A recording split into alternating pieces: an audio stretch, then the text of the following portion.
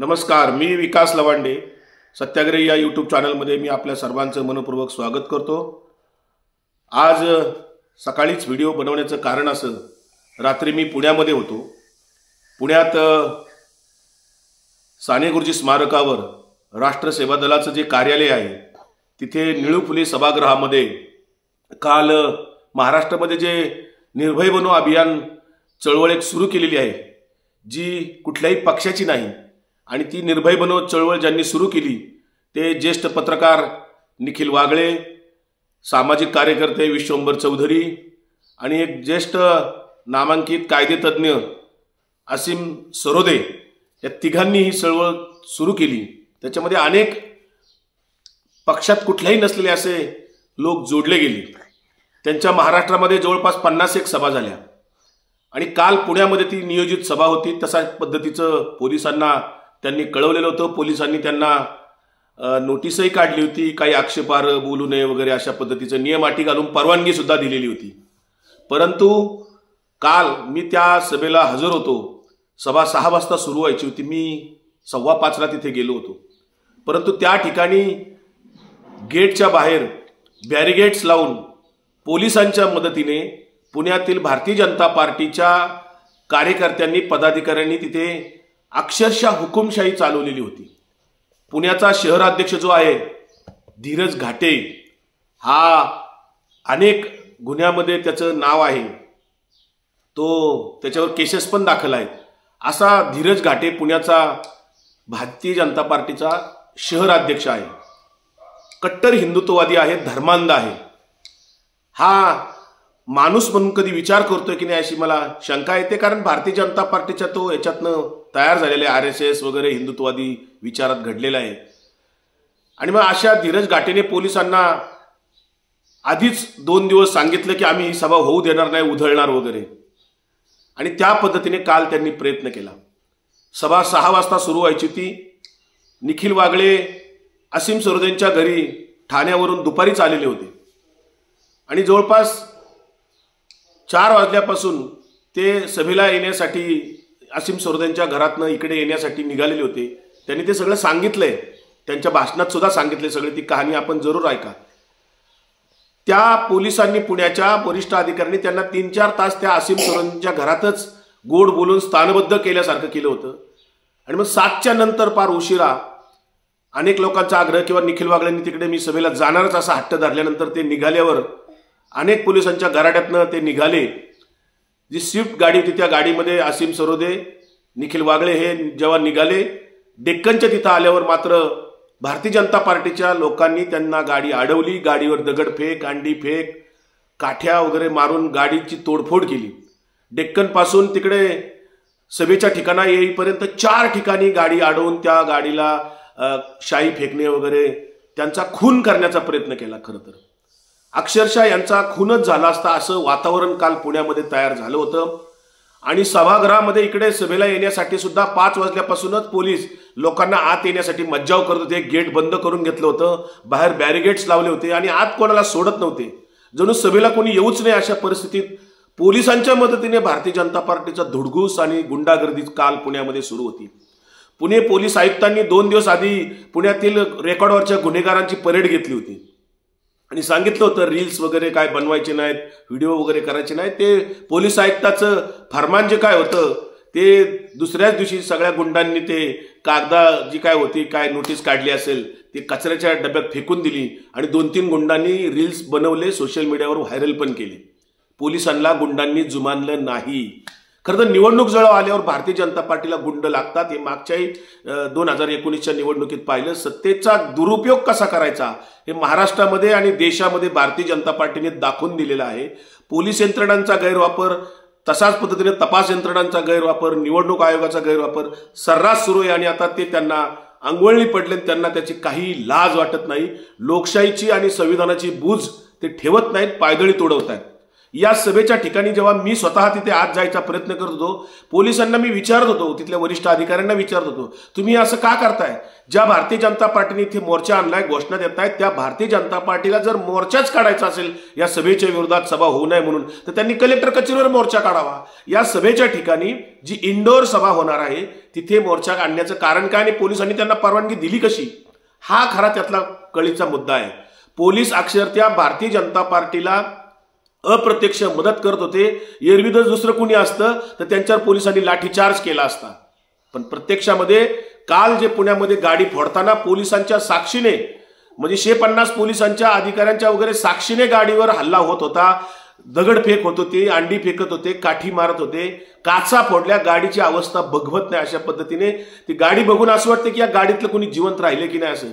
परंतु तिथं राष्ट्रवादी काँग्रेस पार्टीच्या प्रशांत जगताप वगैरे पुण्याचे राष्ट्रवादी ओरिजिनल राष्ट्रवादीचे जे शहराध्यक्ष आहेत, राष्ट्रवादी शरद पवार, या राष्ट्रवादी काँग्रेस पक्ष शरद पवार गटाचे जे काय कार्यकर्ते आहेत यांनी त्या निखिल वागळे आणि असीम सरोद यांचा बचाव केला. गाडीला कडक करत त्यांना कसं तरी बाहेर काढलं. त्यांचा बचाव करण्याचं काम राष्ट्रवादी काँग्रेस पक्ष शरदचंद्र पवार गटाच्या कार्यकर्त्यांनी केलेलं आहे. ओरिजिनल शिवसेनेच्या काही कार्यकर्त्यांनी पुढे मदत केलेली आहे. काँग्रेसच्या लोकांनी मदत केलेली आहे. जे समविचारी पुरोगामी विचाराचे कार्यकर्ते आहेत यांनी मदत केलेली आहे. गेटवर अक्षरशः जेव्हा भारतीय जनता पार्टीचे लोक मोर्चा घेऊन अडवत होते, पोलिसांशी मी जेव्हा बोलत होतो, पोलीस म्हणत होते आम्हाला वरून आदेश आहे. पोलीस त्यांना काहीही करत नव्हते, बाजूला करत नव्हते आणि अशा पद्धतीने धुडगूस घालून हुकुमशाहीच महाराष्ट्रात आली. याचं अंतिम टोक काल महाराष्ट्रामध्ये झालेलं आहे. गेल्या आठवड्यामध्ये रोज कुठे ना कुठे गोळीबार होतोय. कधी पोलीस स्टेशनमध्ये गोळीबार होतोय, कुठं फेसबुक लाईव्ह करून गोळीबार होतोय. वेगवेगळ्या ठिकाणी पुण्यासारख्या आणि मुंबईसारख्या शहरात असेल, नाशिक, सांगलीपासून नागपूरपर्यंत, औरंगाबादपर्यंत वेगवेगळ्या शहरामध्ये कुठं ना कुठं गोळीबार चालू आहे, दंगा दोफा चालू आहे, गुंडागर्दी चालू आहे. महाराष्ट्रामध्ये कायदा सुव्यवस्था कुठेही राहिलेली नाही अशी स्थिती असताना फडणवीस मात्र काल स्टेटमेंट करतायत. राज्याचे उपमुख्यमंत्री राहिलेले, गृहमंत्री असलेले देवेंद्र फडणवीस म्हणतायत माझ्या गाडीखाली जर श्वान आला तरी लोक राजीनामा मागतील विरोधी पक्षाचे. अशा पद्धतीने निर्लज्ज विधान करून काल त्यांनी आम्ही राजीनामा देणार नाही हेच त्याच्यातनं सुतोवाच केलं. खरं तर म्हणजे एवढं अत्याचार महाराष्ट्रामध्ये चाललेले असताना, कायदा सुव्यवस्था बिघडलेला असताना, देशाचा क्राईम रेट जो आहे त्या क्राईम रेटमध्ये महाराष्ट्र हा नंबर 1ला आहे. यूपी बिहार मागं आहे. यूपी बिहारला लाजवेल अशा पद्धतीचं महाराष्ट्राचा यूपी बिहार होऊन गेलेला आहे आणि याला सर्वस्वी भारतीय जनता पार्टी जबाबदार आहे. पुणे शहरामध्ये पालकमंत्री अजितदादा पवारांचा मुलगा पार्थ पवार नुकताच गजा मारणे नावाच्या नामचीन गुंडाच्या घरी जाऊन आपल्या कार्यकर्त्यांसह आला. तिथं अनेक पदाधिकारी त्या ठिकाणी गुंडांच्या समवेत आहेत. पुणे शहरामध्ये गुंड पुंड हे सगळे अजितदादा आणि देवेंद्र फडणवीस यांच्या पक्षाने गोळा केलेले आहेत आणि येत्या निवडणुकीमध्ये हे गुंडागर्दीचा उपयोग करतील अशी त्या ठिकाणी खात्री आता सर्वांना पटलेली आहे. काल पुणे जे सुसंस्कृत पुणे म्हणतात त्या पुण्यामध्ये अशा पद्धतीने गुंडागर्दी करून दुसऱ्याची सभा होऊ द्यायची नाही. काय बोलतायत निखिल वागळे, काय बोलतात असीम सरोदे, काय बोलतात विशंभर चौधरी, तुम्ही युट्यूबवर त्यांची भाषणं ऐकू शकता. ते संविधानाच्या बाजूने बोलतात, ते लोकशाहीच्या बाजूने बोलतात, ते कायद्याचं बोलतायत, ते अभिव्यक्ती स्वातंत्र्याचं बोलतायत. आणि म्हणून या निर्भय बनो सभेमध्ये येणारे नागरिक जे स्वतःहून त्या ठिकाणी येतात, तिथं कोणी भाडोत्री लोक आणलेली नसतात. कालची सभा अतिशय मोठी सभा झाली. शेकडो हजारो लोक त्या ठिकाणी जमले होते. जागा पुरत नव्हती, उभं राहून खाली बसून लोक होते. अनेक पदाधिकारी सुद्धा त्या ठिकाणी त्या सभेला हजर होते.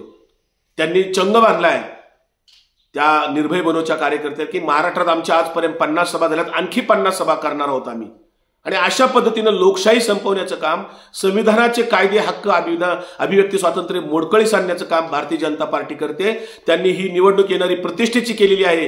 त्यांना त्या निवडणुकीमध्ये ज्या जागा मिळवायच्या त्या मिळत नाहीत. सर्वे येत आहेत त्यांच्या विरोधात आणि म्हणून ते सैरभैर झालेले आहेत, अस्वस्थ झालेले आहेत. पक्ष फोडूनही त्यांचं जमत नाही, कार्यकर्ते फोडून जमत नाही, आमिष दाखवून जमत नाही. इतर पक्ष फोडले तरी त्यांचा सर्वे काय पॉझिटिव्ह येत नाही आणि म्हणून ते आता कार्यकर्त्यांच्या आणि निर्भय बनोसारख्या चळवळीतल्या कार्यकर्त्यांच्या सुद्धा मागे लागल्यात. अशा पद्धतीनं जे काय पुण्यात घडलंय याला सर्वस्वी देवेंद्र फडणवीस आहेत. देवेंद्र फडणवीस यांच्या सूचनेवरून हे सगळं घडलेलं आहे. कारण पोलीस हतबल होते. पोलीस ज्या अर्थी भारतीय जनता पार्टीला कुठला मज्जाव करत नव्हते पुण्यामध्ये, त्या अर्थी पोलिसांच्या मदतीनेच हे भारतीय जनता पार्टीने कालचा धुडगूस घातलेला आहे, गुंडागर्दी केलेली आहे. या तिघांना जीवे मारण्याचा प्रयत्न त्या ठिकाणी केलेला आहे. पोलिसांनी त्यांच्यावर गुन्हे दाखल करायला पाहिजे, कडक कारवाई व्हायला पाहिजे, पण ती होईल की नाही शंका आहे. कारण पुण्यामध्ये ललित केंद्र जे आहे अनेक वर्षाचं, त्या ललित केंद्राच्या कार्यकर्त्यांचं सुद्धा त्या ठिकाणी अभिभाविकाच्या लोकांनी नुकतंच पुण्याच्या विद्यापीठामध्ये त्यांनाही मारहाण केली. ज्यांना मारहाण केली त्यांच्यावरच चतुर्शिंगी पोलिसांनी गुन्हे दाखल केले, मात्र ज्यांनी मारहाण केली त्यांच्यावर गुन्हे अद्याप दाखल नाहीत. ही या देशातली आणि या राज्यातली शोकांतिका आहे. महाराष्ट्रातल्या गृहमंत्री म्हणून फडणवीसांनी तात्काळ राजीनामा दिला आहे. थोडी तरी जनाची नाही मनाची लाज असेल आणि थोडीफार नैतिकतेची बूज असेल, तात्काळ राजीनामा द्यावा. कारण महाराष्ट्रामध्ये कुठेही कायदा सुव्यवस्था राहिलेली नाही. गुंडांना अभय मिळत आहे. गुंड भारतीय जनता पार्टीच्या जवळ आहेत. एक गुंड मुख्यमंत्र्यांना भेटतो, मंत्रालयामध्ये रील्स बनवतो आणि त्याची व्हायरल करतो. दुसरा एक गुंड मुख्यमंत्र्यांना 2 दिवस आधी भेटतो पक्षात प्रवेश करायचा म्हणून, आणि तोच गुंड फेसबुक लाईव्ह करत एका नगरसेवकाच्या मुलाचा मुंबईमध्ये खून करतो गोळ्या घालून. कोणाकोणाकडे पिस्तूल आहे त्याची करा ना चौकशी. कोणाकोणाकडे लायसन्सचे पिस्तूल आहेत, बिगर लायसन्सचे पिस्तूल बंदूक आहेत, यांची चौकशी करा. कोण त्याचा गैरवापर करते त्याची चौकशी करा. गुंडांना हद्दपार करा, तडीपार करा, मोका लावा, पण हे लावत नाहीत, उलट त्यांना अभय देतात. आणि म्हणून कालचा जो घटना घडलेली आहे त्या सभेमध्ये भारतीय जनता पार्टीने जे काही अडथळे आणण्याचा प्रयत्न केला त्याचा मी निषेध करतो. अशा पद्धतीने जर महाराष्ट्रात वातावरण राहिलं तर नागरिकांनाच आता पेटून उठावं लागेल, सर्वसामान्य नागरिकांनी उठावं लागेल. अन्यथा 2024च्या या निवडणुकीनंतर कदाचित जर का पुन्हा भारतीय जनता पार्टी आली, पुन्हा भारतीय जनता पार्टीचं सरकार केंद्रात आणि राज्यात आलं तर लोकशाही राहणार नाही, संविधानाची कुठलेही नियम तत्व राहणार नाहीत. एवढंच मला या निमित्ताने सांगायचंय. जय हिंद.